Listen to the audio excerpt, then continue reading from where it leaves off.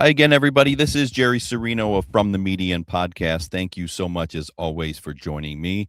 Please go and subscribe on all the different podcast apps. And please also go to our social media. Just search Cleveland Right to Life, and it'll pull up all our social media there. Please like and follow us. We give great updates on upcoming guests and all that's going on in the Cleveland Right to Life world. Please go also to fromthemedian.org, and you could check out our show there and see past episodes, and you can communicate with us. We would love to hear from all of you. My guest today is Kayleigh Bush, and she's also known as the Canceled Crown. She unfortunately is a victim of cancel culture, but she's not standing still and taking it. And she's on the show today to tell us about her story. Kayleigh, thanks for coming on. Yes, thank you so much for having me. I'm so excited. Yes, it's my pleasure. So I came across you on social media, as I very often do with a lot of people, and was intrigued by your story and was excited to have you. So let's start with what everyone, how were you? Tell us the story of being canceled. Yeah, so I was crowned Miss North Florida in August of 2024. And so that meant that I was on the road to compete in the Miss America system, which was so exciting, so unbelievable. I was super excited. I hit the ground with my feet running, and I was hard at work raising money for veterans. And, my mission is promoting a love of faith, family, and freedom in my generation. And so that's what I was hard at work with doing. And it wasn't until 4 weeks after I was crowned, the Miss America organization came to me with a newly revised contract and wanted me to agree to compete with biological men. And that's whenever I took a stand. Liberty Counsel, they were in my corner. And if you're ever in trouble, then those are definitely the people that you want supporting you and rallying for you. And it basically just came down to a point after pleading with the Miss America organization to please return to truth and correct their definition. They essentially doubled down and removed all of the benefits of my crown. And here I am today, making a stand for truth and trying to shine God's light in a world that is so dimmed, it seems like. Yeah, so glad that you're doing that, and obviously, it is so important to do because a lot of people will capitulate and either go along with it or they'll just, quietly go away, and I think that's what they want. So, hey, let me fully understand this, right? It's hard. This whole discussion, this whole topic is sometimes it's hard to believe we're even having it, right? But so they wanted you to be able to compete in Miss America with men. Yes. So the word that they use is individuals, and I quote, individuals who have completed full sex reassignment surgery via vaginoplasty. And these individuals were included as young as the age of 14. And that was something that I could not agree with. I could not be silent about. I can't partner with an organization that claims to empower women and has been and giving them a platform for 100 years, and now all of a sudden can't even define what a woman is. And so, yeah, it seems a little crazy, I know, but here we are, and that's why I had to take a stand for biological reality. Because if we lose biological reality, it's a complete abandonment of truth. And I couldn't go silent. I couldn't go down silent in this stand. Yeah. I mean, yeah, and I applaud you for that. I don't know who could, and I can't even imagine a biological man winning over, over all the beautiful women who were competing, and but I understand they want to include all this. So, um, give me let me ask you a little bit about your background, right? Because it takes some strength, it takes courage, it takes a moral and ethical compass to take the stand that you're taking. As I said, a lot of people would just capitulate and go from there. Tell me about your upbringing and how you came to be this strong, confident, faithful person. Yeah, so On the last note, believe it or not, it has happened. Biological men have won in the Miss Mm, America system. But yeah, my upbringing, I am just a normal small town daddy's girl. And I was brought up in church as a child. And I believe in truth. And I believe that the truth is God's word. And that we as Christians, it is our duty to ensure that these fundamental truths are passed down for posterity and generations to come. And so I've had a history of standing alone in fights from the age of elementary school years. And my parents raised me to be confident, not cocky, but humble and pursuing, standing for what you believe in. Because you must stand for your convictions. That the success is standing and promoting your conviction. And I just couldn't, like I said, I couldn't go down silent about this because silence is complicit. And so if I had signed the contract, as many other of my sister queens have, then I wouldn't be able to lay my head down at night on that pillow with a good conscience. So yeah. No, that's great. So curious to see what kind of, obviously you were canceled. You had your crown taken away, correct? It was actually withdrawn. What type, if any, other backlash from other people within Miss America did you get? Did you, people you were friends with, did they have issues with it? Did they give you a hard time?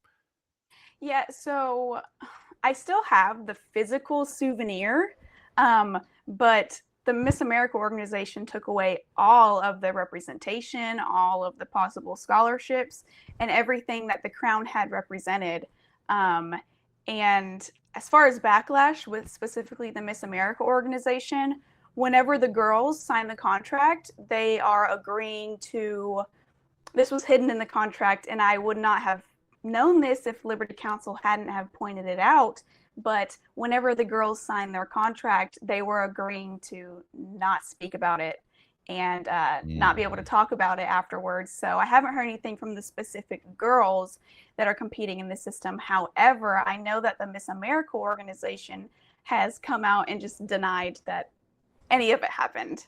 And they say, oh, she still has her title, but my question for them is, well, you took away everything that the crown represents. right. So what would you call that?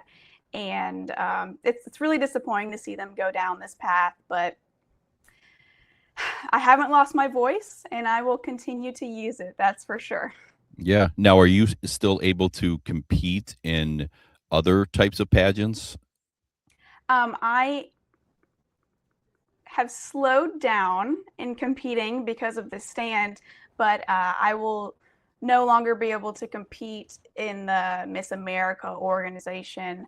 But however, any like small hometown pageants, there's many pageant systems that are Mhm. still founded in truth, and they are not blinded. And um, I have a dream of maybe starting my own pageant. We'll see here. Yeah. Uh, but uh, but yeah, no, I am able to compete in other systems. It's just finding the right one that fits me. So we'll see. We'll see what God has planned.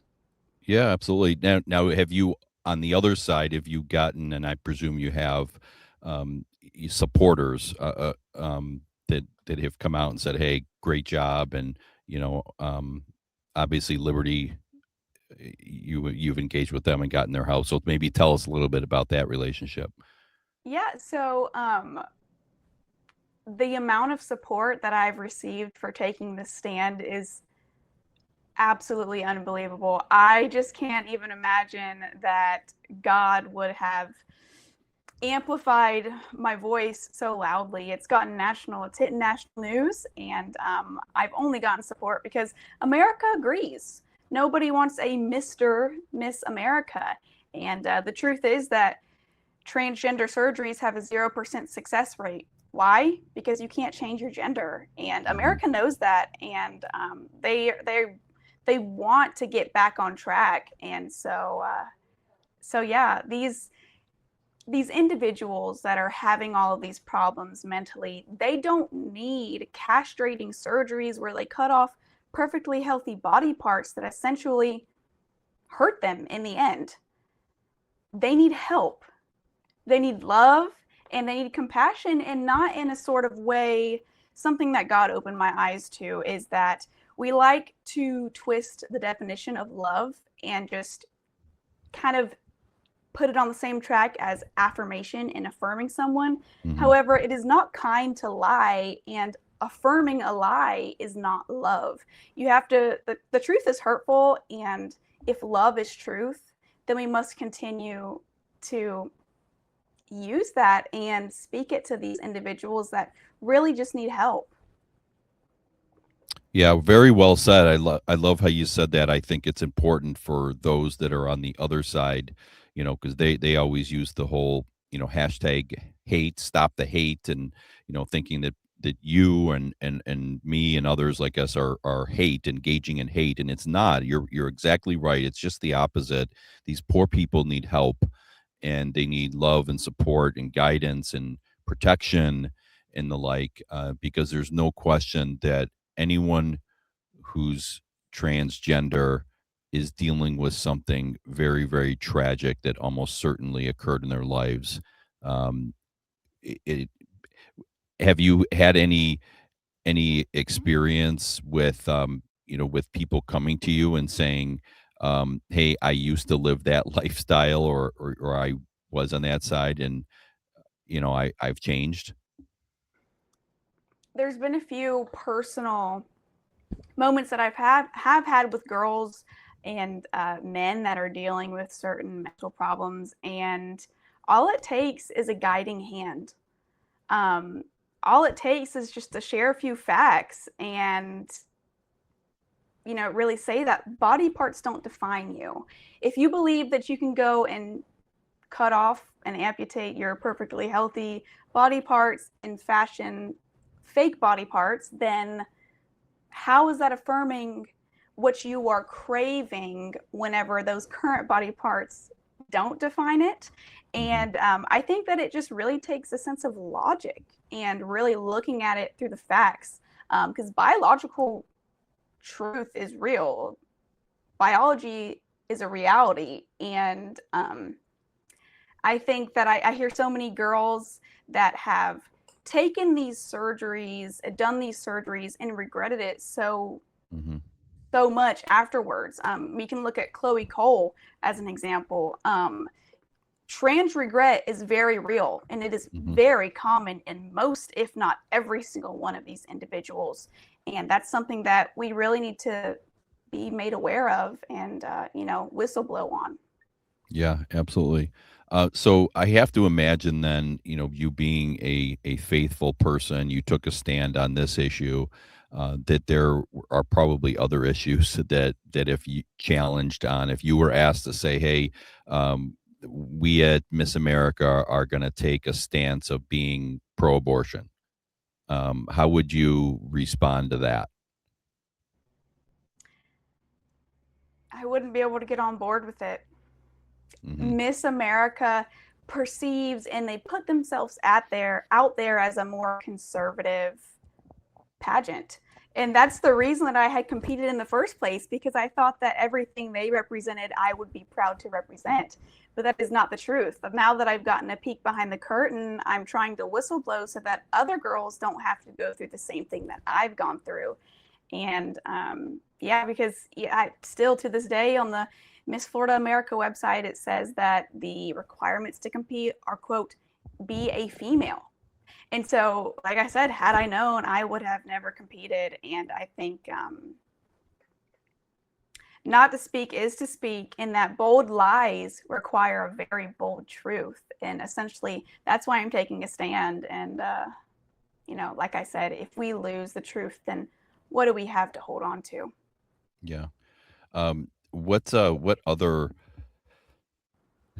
issues do you have that would be sort of a red line for you, if just in life in general, even outside maybe of pageantry, just in general of lines that you say, look, I'm not willing to cross that. Obviously, with the transgender, with abortion, so those are lines I'm not going to cross. Do you have any other very strong uh, issues that you have a red line for? So I'm a Christian and I believe in biblical truth. In fact, that is the only truth. One of my things that I like to put out there is that people are always saying your truth, my truth, their truth. Like, no, there's only one single truth. And like for example, in my English 1 and 2 textbook, there was a whole chapter on transgenderism in my English textbook in my small, quaint, conservative small town. And that's just something that is unacceptable, especially in the state of Florida, where woke is supposed to go to die. And all of these children, the indoctrination of children is something that has to be stopped because all of these children that aren't founded in truth, that don't have any fundamental beliefs on such subjects, they're reading it all and they're believing it. Hmm. And it's just flat out not true. And that's something that has to be stopped immediately.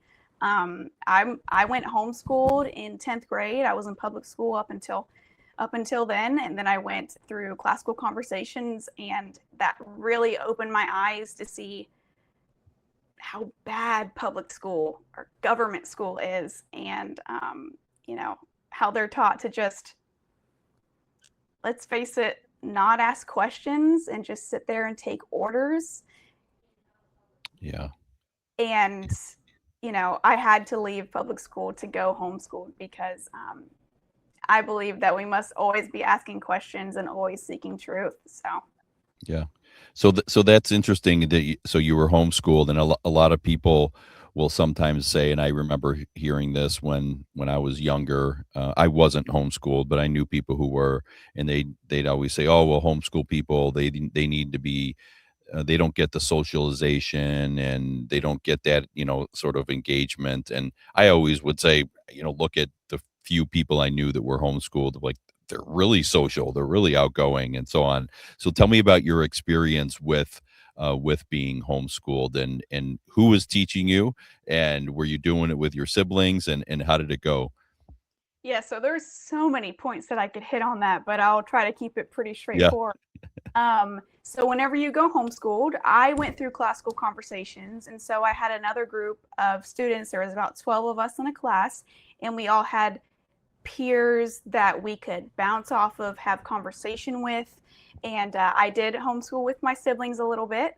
I'm very self-driven, so all I really needed was a textbook, and that worked for me. I know it's different for every other child, but for the socialization thing, I like to say, well, at least in the state of Florida, it is required that as a homeschool student, you are allowed to attend any sport in public school that you would like, any events, any after school events. And so even though I had gone homeschooled, I was still doing volleyball. I took dance classes. I was very outspoken in my community.